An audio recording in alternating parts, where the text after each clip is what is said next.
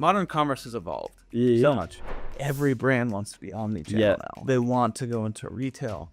E-commerce is the new way. Going to the mall isn't even going to be around in a couple decades. I don't think we've seen e-com fully evolve. Like, there's still so much happening. You don't actually need a whole team. You don't.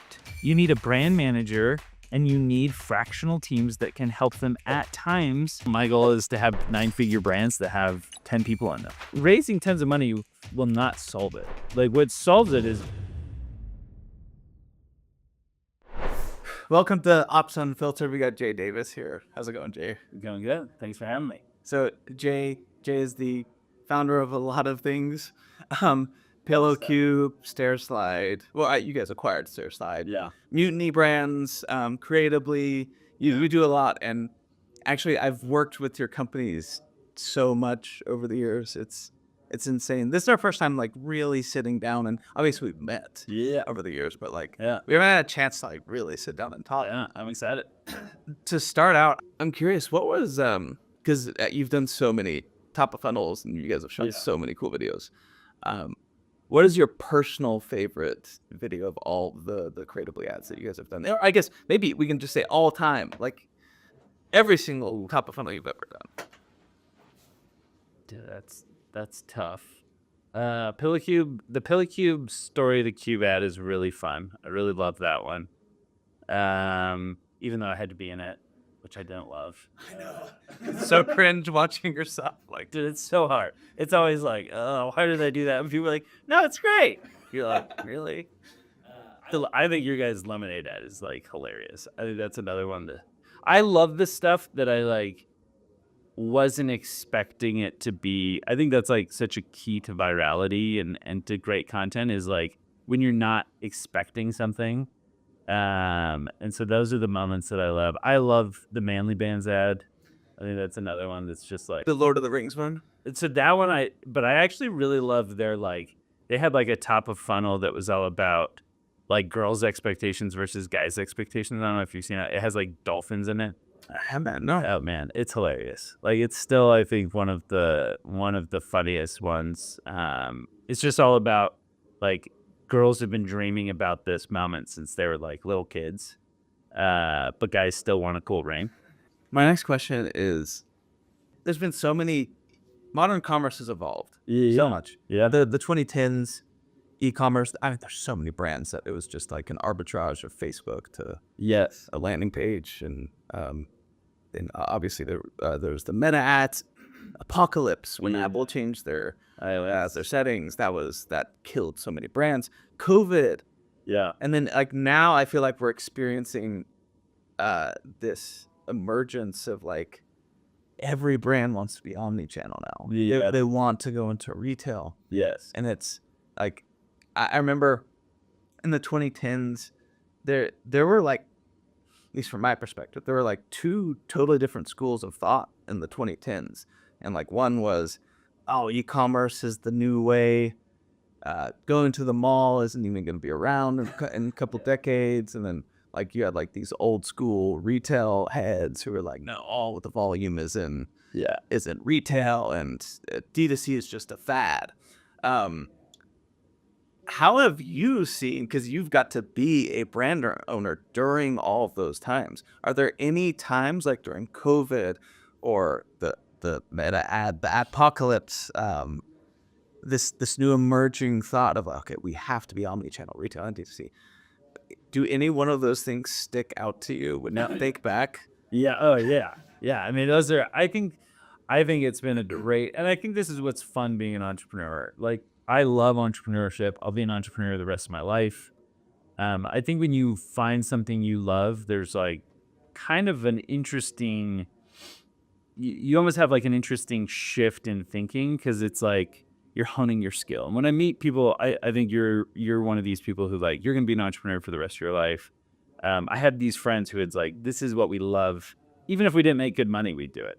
Like, even if I had to do it for free, I would do it. I love talking to people about entrepreneurship, that like, I will do it for free. I will talk to people, and, like at a neighborhood party, I'll just talk about entrepreneurship. That's what I love. So I think when you then think that way, it's really good to to analyze and kind of look at like, oh, in what ways were both of those groups wrong? Because it's very true. Like there was this, there was the kind of e-com people who were like, we're going to get rid of the modern mall. Like, and it's like the mall's busier than it's ever been. And I still hear people saying this. I still, like 2 months ago, someone was like, I mean, retail's basically dead. And I was like, are you insane? Like 80% of all commerce is still retail. yeah. Like, did you go to the mall this Christmas? Like I went to a bunch of malls this Christmas. They were so packed. Like our offices are pretty close to University Mall in Orem. And I would drive by every day, and it's like we go there a lot for lunch, or we'll be around there, and it's like, dude, there's no parking spaces at University Mall. 7 years ago, 8 years ago, that was not true. Like it did seem like it was dying, but things react. Like I think that's one of the things I've learned is like nothing's going to die easily, and so the mall, the people who own malls, they got a lot of money in malls. They're gonna make sure that they do things to bring people back. And I also think that COVID in many ways, like it kind of killed retail for a second, but now we're all going back because we all miss it. We all realize like, I don't want to sit in my home and order every single thing. I want to go out. I want to shop. I want to touch things. I want to like my kids. I think this was probably different of teenagers 3 years ago. My girls want to go to the mall every weekend. Like every weekend, can we go to the mall? Can you drop us off at the mall? And it's like, dude, that's what we did in the 90s. Like in the 90s, that's what we did every weekend. We went to the mall. And then I think there was a time where that kind of went away. Now it's coming back. And so there's these ebbs and flows that you got to really think about. And so I think that's what my bigger point is be very careful who you listen to. And usually assume that people will be somewhat right and somewhat wrong. So in some ways, yes, e-com has become bigger. In other ways, retail has become bigger. E-com has not, I don't think we've seen e-com fully evolve. Like there's still so much happening. And I think we're going to see advertising change. I was just talking to 100% Tyler Howells from Cozy Earth, and we were talking about this, that like, I think in the next year we will see an ad platform launch from every major AI platform, and you will be able to advertise inside of AI. That will shift. And it's going to totally change. Even like imagine how AI advertising is going to be like. We have this conversation all the time. Like what we're trying to do at Luminous is I am trying to document every single little every minute detail question that anybody could conceivably ask, because I feel like where AI advertising will go is the brands who have the most comprehensive content database for it to pull from and to answer any question. Like I think those are going to be the ones that win, especially the ones who you're going to be interacting with a brand through AI, but AI is just going to be querying all the data, and you can ask questions. And I feel like the principles of brand building are still going to be similar. Like people will still be drawn to humans. Yes. Like they want to see like real human content, but AI will just help them find their answers. Yeah. That's kind of how I think about it. How do you? I think you are 100% right. Like I think you're going to see the people who can react quickly, and I think you're dead on that. Like the people who are like, hey AI, hey ChatGPT, here's a library of 500 questions we have answered with video and text, and then you look at like one of your competitors and they're like, we don't even have videos, and they're still stuck in the like, well, can we just pay you to, can we pay $50 million a year to just be the sponsor? And it's like, no, because, and that's what I think is happening is like, look at how long it took for people to realize TV was kind of just an advertising game. Like people didn't realize that. Now, like, look how quickly influencers came, and I would say has shifted because people realized, oh, all these big influencers are just being paid.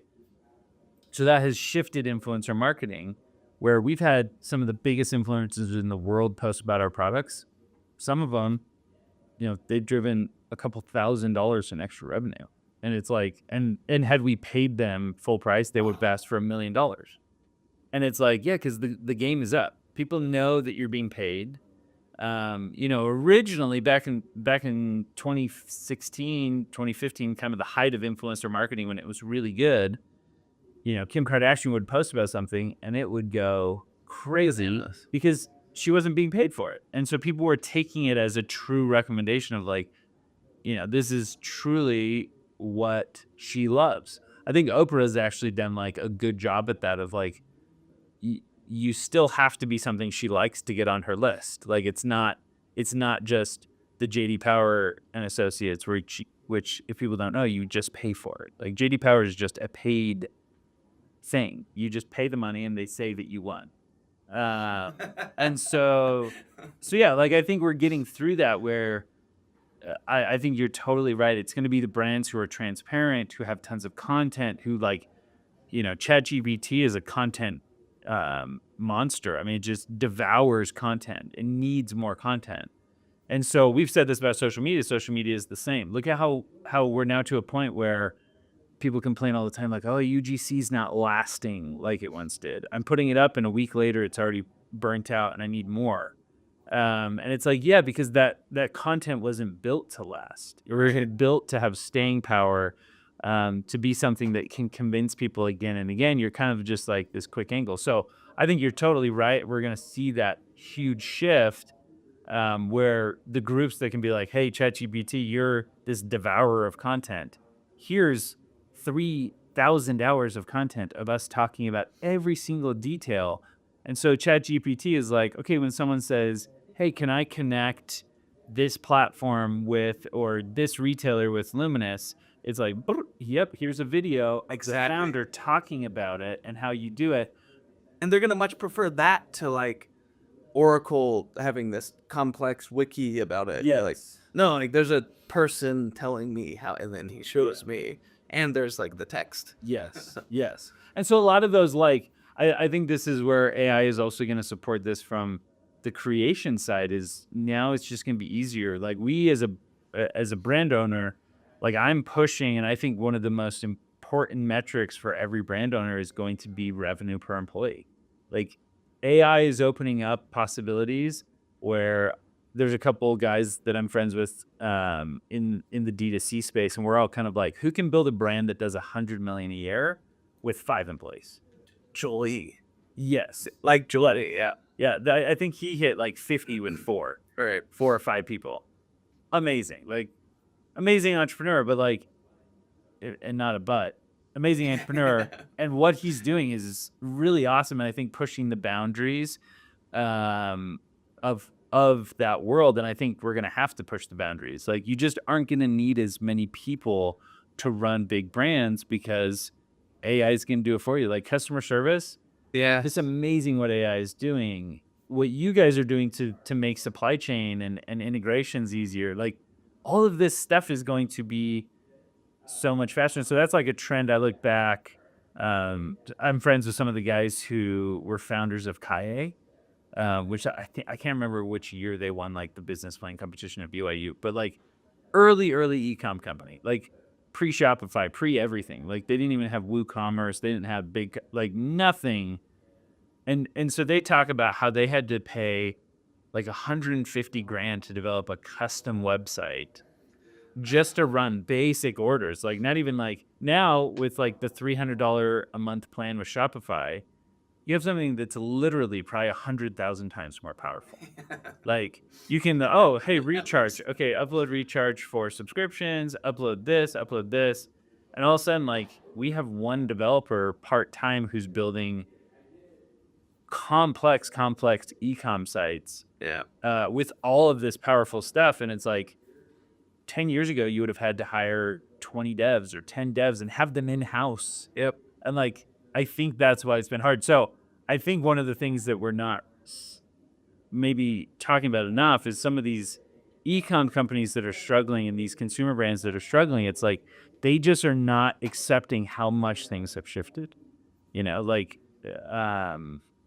Allbirds is in the news a lot right now because they're still losing a ton of money and things are really tough. And it's like, what Allbirds needs to do is realize that as a brand doing 200 million a year in revenue, they should have 20 employees. Like, and that's a tough realization. Oh, this is a great segue. Like, this is something that we talk. literally your point just about modern commerce is it's going to become incredibly efficient, and that's just like the DNA. They outsource everything in fractional bookkeeping, fractional this, fractional that. Shopify is so easy to set up. Um,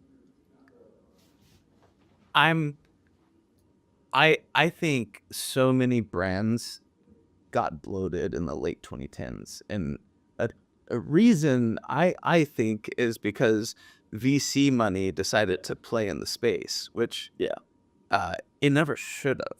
No. Not to say that people shouldn't invest in brands, absolutely not. But like VC money, Yeah. I think that was a pipe dream to think that we can dump, and all it led to was like teams like Allbirds having ballooning up to 200, 300 employees. Yeah. And it's like, guys, you could run that with like 10 people Yes. if it was set up correctly. Yes. And I think that's the harsh reality is you think about it and it's like, as a brand owner, I'm constantly thinking of like, what are the things we're doing that are actually driving results? And what are the things that we're doing that is like, that's just ego stuff. Like hiring a lot of people can often be an ego thing. I don't want to tell people how much money we're making. So instead what I do is I tell them I have 300 employees. And so, and no profit. yeah. And so I think that's something that like, and everyone got caught up in it. We got caught up in it. Like every single consumer brand got caught up in this, like money is cheap. It's almost free. It's easy to get. And so everyone just kind of like leaned into this world of like, yeah, like we're all going to grow to infinity. And now we're coming to the reality of like, oh, there are hard limits on these things. Like there are hard limits. One of the things I think I've realized is like the category you're in is so important to how big you can be. Like I think that's where a lot of people are realizing like, oh, I thought, and VCs thought this. VCs thought every single brand can be $1 billion brand. And you start thinking about it, you're like, yeah, but like what's the AOV? What's the LTV? One of the two like the key metrics I look at is like revenue per employee per year, and then yearly revenue per customer. Like no one really talks about that metric, but if you look at like, okay, our customer, how much are they going to spend per year with us? Right. Because LTV is so fuzzy. It's like, is that a true lifetime, like the lifetime of this human being? Is that a 5-year LTV? Is it a 10-year LTV? Is it a 2-year, 3-year? No, if you ask every D2C person, they all have different views on that. A lot of people are like, well, no, I think it's kind of like a 2-year. Some people are like, no, it is like the lifetime of them as your customer. It's like, well, what's that?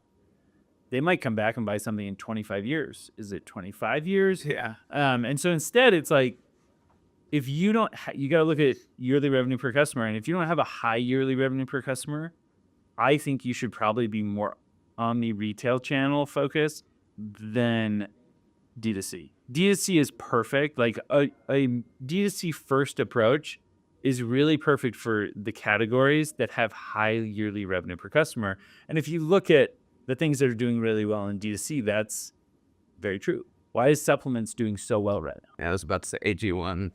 Because it has high yearly revenue per customer.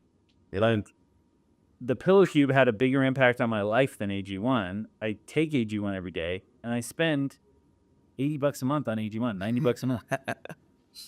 And so it's like, spend $90 a month on Pillow Cube. yeah. And so one you buy a pillow every 3 years, and it's a single purchase, and one you spend $90 a month, and so the yearly revenue per customer is $1,080. Like that's wild. So I think that's like we are now in this like evolution of realizing like, okay, D2C is not this like perfect hammer, and we got into that mode where we had this perfect hammer, we thought, and so every problem became a nail. And so now we're realizing like, no, D2C works for some things. Like high recurring revenue things are great for D2C. Is this why you're starting your supplement brand? Oh yeah. Yeah. The reason we're working on supplements and getting more into supplements is because we're like, I think this is another category that is perfect for Creatably's ads. I was about to say, you guys can stand out. Yeah, You guys would do so good. So that's where I like get really excited about, doing other things. And we're even looking at like, okay, how do we bring supplements into other stuff we're doing? Like, I think that's the shift that smart brand owners are getting. I mean, this is also why we have ownership and it's why I founded an ice cream company. Like, because I'm like, food is huge. Food, now it's not D2C per se, although we are doing some very interesting things that are coming with ice cream where you're going to be able to get ice cream to your house in under an hour.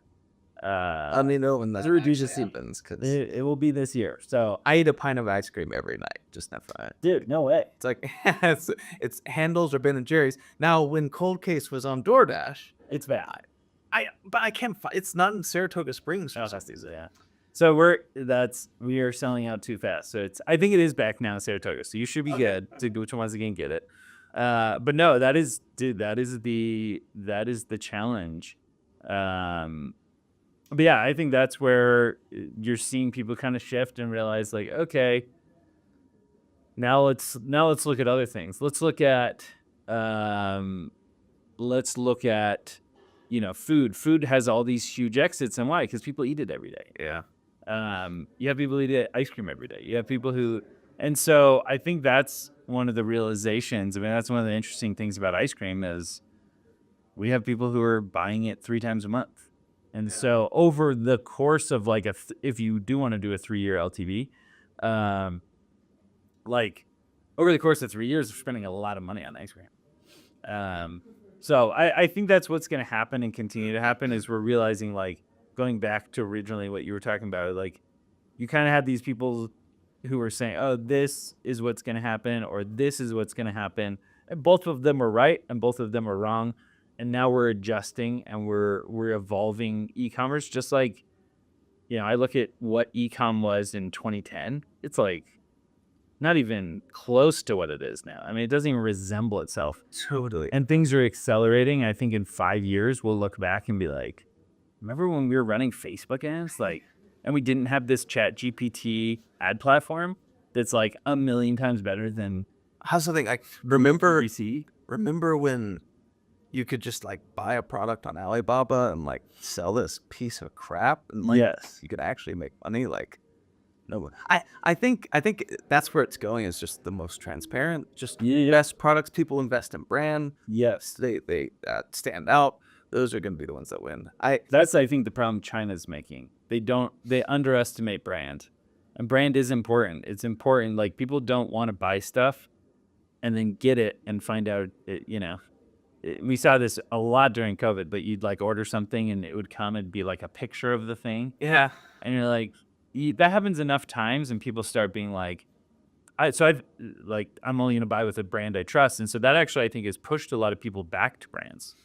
Like, people are like, I don't want to take the risk on buying the picture of a Peloton because it was $1,000 cheaper.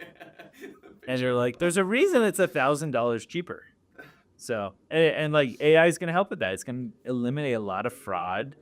It's going to be able to show, like, hey, you're not, and I think that's happening right now. Like, you just can't scam people like you could, which is a good thing. Like, you shouldn't scam people. Jay, you're one of the only brand owners I know. Back to our topic about the 2010s and VC money started to play, and then every brand got bloated with employees. So I feel like there were 3 things that were true in the like late 2010s when VC money came to play. Number 1, companies got bloated, so that massive employee count, and then that's to settle there. Number 2 is everybody hired like a really expensive COO, and number 3 is everybody implemented NetSuite. Yeah, because they could afford it, because they got invested in it. VC money. Why didn't you implement NetSuite? Like, you're like one of the only people that didn't get burned. Yeah. And didn't fall for it. Like, why didn't you? Man, Spike isn't cheap. I think that I was seeing that, like, I think I just kind of felt that, we didn't raise tons of VC money, or really any VC money. We had some angels come into PillarQ, but we mostly just either bootstrapped it or did it with, kind of like partners and brought in, some angels. So we were never like, oh yeah, we got $400,000 to burn. I think I'd seen some other people integrate it earlier. Like, I was at Vivint in like 2008 to 2012 or 2011. and them and then Color Run as well. Like they both implemented it, and it was like so hard. And I'm like, man, if that company doing like, you know, Vivint at the time was doing 400-500 million a year. I'm like, that was really rough. How is a little brand like? Why would we do this? And I think that for me, just never passed kind of that like, this doesn't make sense. And I felt very strongly that like, no, like someone's gonna come up with a SaaS version of this that does 90% of what we need or 99% of what we need for a fraction of the cost. It just doesn't like every pitch, and they would send us presents and food and Humble. I'm like, you can keep sending this crap. Like I remember there's one NetSuite guy who just like kept. I'm like, dude, I love the free products. I love that you send Crumble here every 3 weeks. It just never made sense to me. It was always like, this is crazy. This is so overkill. We don't need this. And I think that VC money, exactly like you said, it became this thing that like bloated, and everyone started doing things without asking themselves, like, do we actually need this? Is this a good idea? Like, do we need to have? And I think that it's funny to see how that's flipped. I think the Joe Lee founder and some other founders who are really smart, like Ryan, the founder of True Classic, I think is another one, who were like, they were looking at that. They really like clued me into, you know, yearly revenue per employee. They were super aggressive where they're saying, hey, can I do 5 million? Can I do 10 million? And you look at the best businesses in the world, like I don't think it's an accident that like Apple is like $4 million per employee per year in revenue. That's probably why they make so much money. When your average employee is whatever cost, it's a lot less than $4 million. Yeah. You know, hopefully they're at an average of $100,000 a year, or even $200,000 a year. And it's like, yeah, you're making so much money comparatively. And so I think that that's something that I saw, and I just felt like there's no way this can continue. There's no way that, you know, $10 million brands should be getting NetSuite. I thought smaller. We see it all the time. And now that the dust is settling, where Luminous is coming in, like there are so many brands that were $3 million, $5 million, and they implemented NetSuite, and they're on year 3 of their contract. Margins have shrunk, and NetSuite's raised their price to $20K a month, and they're just like, the system didn't even work for me, and I'm locked in this contract. Probably a lot of them never even got it fully implemented because they ran out of money to fully implement. I mean, I think that's what's hard. So yeah, I don't know that it was some like genius on my part beyond just like being like, how does this work? Like, what's going to happen if in year 3, you know, it's like we're still paying these crazy fees. So I think that is what's going to happen with AI. Like, I really do think that, and that's my goal. My goal is to have brands that like, I want to have 9-figure brands that have 10 people in them, 12 people, you know, like where you're like, every single spot is so precious. And I think that's where we're headed. I think that's where, you know, and those big, I think what'll happen is a lot of people go back to being in the tech roles, a lot of other things. Like, I think we definitely get to a point where too many people were in ecom. There were too many people who were like, oh, I think this is a get rich quick scheme. They didn't love it. And we've seen a lot of those people flush out. Yep. So my last question, any parting words for aspiring entrepreneurs? I know different brand builders and operators watch this podcast. What you said that commerce is going to be totally different in 5 years. Yeah. What are you guys doing now to make sure that you keep up with it? Because you guys are always seem to be on the cutting edge of marketing and just e-commerce trends in general. Well, that's super nice of you. I hope we are. I think that's something we try to do is to really think about where are things headed, how can we be ready. But I think one, if you're an entrepreneur, like really push yourself. I try and do this all the time where I'm pushing myself to say what makes sense. I try and go back to first principles. I try and really think through like don't listen to what everyone's saying. If everyone's saying something, it might be true, but it also might not be true. Like, I think AI is going to be one of those things that like you can use it in the right way or the wrong way. And so you got to push yourself to really think like, what are the ways that are a trap? This has always been, I think, a focus of my career is like, I'm trying to always zag while everyone else is zigging.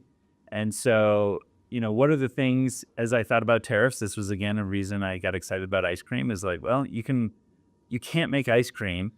So maybe you can. Yeah. Kind of, but I don't think as one You're listening here. It's stuff. but like you can make it here, source it with everything from here. And so as we get into kind of the tariff craziness that I think we're headed towards, I think it's going to be really great to own a food brand. Warren Buffett talks all the time about how See's Candy has been like one of their greatest investments because it was just a cash machine that then funded a bunch of other stuff. And so I think it's always trying to look at kind of like what are true principles that are always true. People will always eat food. They will always consume. Like AI will not change consumption, I don't think, on food. Right. Humans are always going to need food. So I think it's trying to like push yourself to like really look at what you think will be true. Try and think of like, where are we headed? How can I get ready for that? I always try and keep like a portion of our budget for testing just like wild and crazy ideas. So like, I think 80 to 90% of your business should be like core principles, really disciplined. And then like 10 to 20 should be like moonshots that are just like, yeah, try some crazy stuff. We're trying some new ad platforms that are like kind of wild and out there, but like put a couple percent of your budget towards stuff like that, but then keep most of your stuff other places and then shift as you see stuff. So I think try and keep innovating. And then I think like, if you're an entrepreneur, like really ask yourself, do you love it for the thing? Like, would you do it for free? And I think if you would, then like keep going, just keep going at all costs. You still have the same energy. I mean, you've been doing this for over a decade now, and you still have the exact same enthusiasm at the prospect of starting a brand. Like, Yeah. which is that sticks out to me That's good. because like it's so true. So many people like, oh, they hate their life. They've been operating a brand for 10 years, and it's like you still have the exact same energy for like these new ideas. It's really cool. That's good. And honestly, I really love it. Like, I think that is where you have to, I've met people, and you've got to realize, like, I've met these entrepreneurs that kind of have everything going for them. And I've realized as I've talked to them, like, oh, the money doesn't solve it all. Like, I've talked to people who like, I kind of look up to as, they raised $25 million from VCs. And I'm like, what are you going to do next? Like, what brand are you going to launch? And they're like, I'm never going to launch another brand. Like, I hate this. Like, this has been the hardest thing I've ever done in my life. And I'm like, oh, so like raising tons of money will not solve it. Like, what solves it is doing what you love. Do what you love. Be yourself. That's definitely something that I have to like do as well and focus on. Is like, I've had those times where I've started to shift to be like other entrepreneurs because I'm like, I need to obey the rules and I need to do what other people are doing. And then I'm kind of like, screw that. Like, I'm me, and I don't care if people don't like me. I don't care if people don't like the way I'm running my life or my businesses. It's my businesses. I don't just. And so be yourself. And I've had great mentors. Like, I had a great lunch with a friend who did a really great job. Kevin Santiago, he owns a bunch of restaurants. And I was kind of telling him, we were at this networking lunch, and I was like, I'm going to stop launching new things. And he was like, dude, that's your rocket fuel. Like, why would you do that?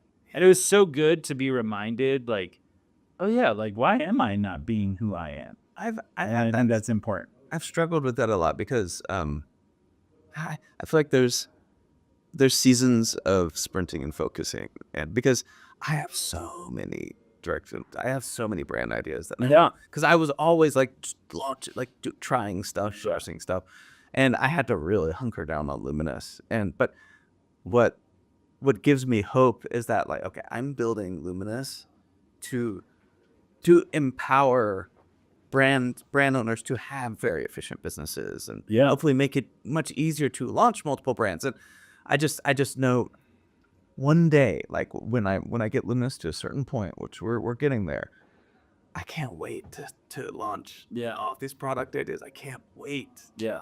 Well, and this is where I'm like very bold in my belief of this, and I think most VCs disagree. And I've even heard direct people say like, tell friends of friends like, what he's doing is crazy.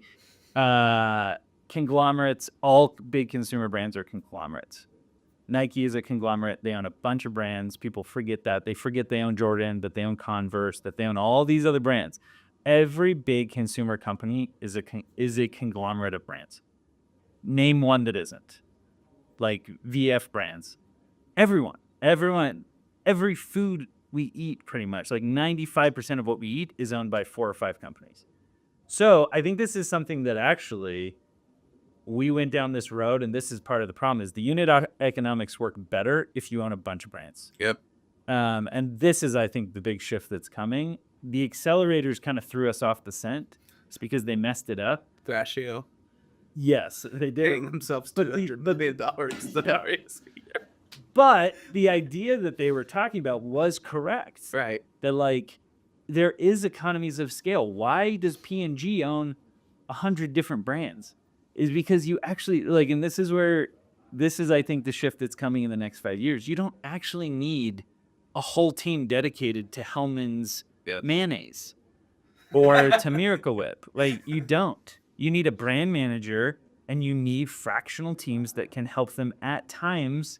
But once you get that cycle going, like people will be buying the same stuff. Like my hope and belief is people in 25 years will still be buying Pillow Cubes because it will appeal to a certain part of the audience or a certain part of the population, and they'll keep buying it. And so that's, I think, the mistake we made that I don't even know if VCs recognize yet, that they're all opposed to this conglomerate idea, and they need to embrace it and be like, oh, that's actually how you make consumer work. I totally agree with you. I can't wait to see where Mutiny Brands goes, because totally agree, and I can't wait to continue to support you on the operating system side, because we want to build.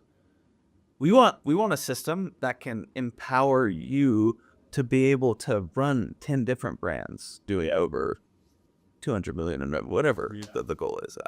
That's exactly what we want. Yeah. No, that's where we're super excited working with you guys. And I would almost say to you, like, I wouldn't hold off for too long on, I think there's a real benefit. One of the best things I did for Creatably was starting our own brand, because it showed me what it was like to be our customer. And so I think once I did that, I understood our customer in a different way, because I understood what they were going through, and I can go to Creatably and be like, hey, you guys don't understand this aspect. Like some of the things that clients tell you are not true, and other things are true. Like other things are like the agency doesn't fully understand the pain they're going through or the problem that's needing to be solved. And so that's something that I think is really important, is like getting aware of that. And so, yeah, I'm very bullish, and I think we'll see in 5 years who's right. But I'll bet I'm right. I think conglomerates are going to become the thing that, like, and we're already seeing it. Like, you're positioned so well to do it too, because first off, I think you've leaned out operations a bunch, but I think with Creatably and all of the marketing genius that you have around you, you guys are positioned the best to be able to. Yeah, I'm excited for that. To stay cutting edge on all of the types of marketing, get all of your brands to stand out. So I agree. Yeah, I'd bet some money on you. Well, good. Well, and I think even whether it's us, my bigger bet is that I think that's where consumers heading. I think people are going to start realizing, like you said, like Thrasio did it wrong. It's a great model. They did too many brands that were too small. So you got to look at like Mars or Procter and Gamble. They have big brands.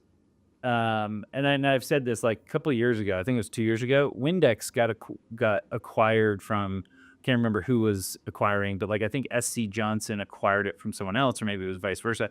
But it got acquired for $3 billion. Wow. And how much has Windex changed in the last 30 years? Like it's still a blue liquid that's really good at cleaning windows. Maybe they changed the packaging slightly. Yeah, they added some new thing every 5 years that's like, now with this. how much has Clorox spray or Clorox wipes? Like these things, consumer goods are not. And so I think we kind of almost took this like tech approach to like, let's constantly be tweaking and changing. And, and it's like, that's actually not how consumer goods work. Just be good product last. Yeah. Once you find a product that a lot of people need, you just got to let it ride. And every couple of years, you got to innovate a little bit. But it's mostly then a volume game of getting 2 million people to buy it every year. Yeah.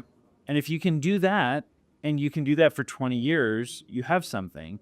But it's not a VC model. I think you're right. That like, I think, or it wasn't a VC in the way we did it. Yeah. And so now I think things are shifting where people are realizing, maybe we're playing a different game than we thought we were playing.